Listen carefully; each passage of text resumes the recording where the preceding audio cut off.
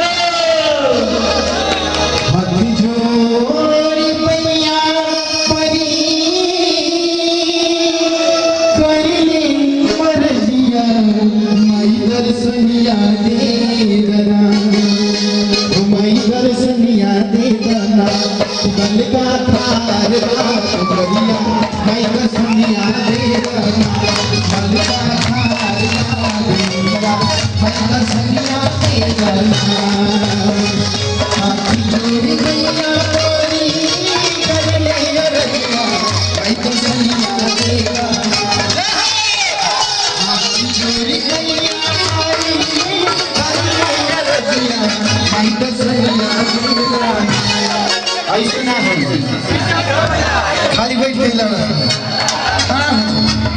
कि माई दर्शनिया दे दाना ये बता ताली बजा के तूने हाथ ऊपर करके माई के दरबार में नमस्ते मामा कि माई दर्शनिया दे दाना कल का कारवा दुबरिया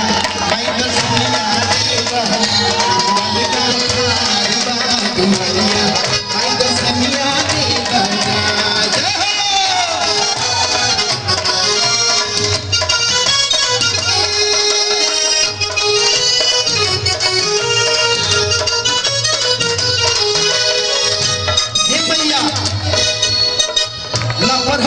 लिखल बनी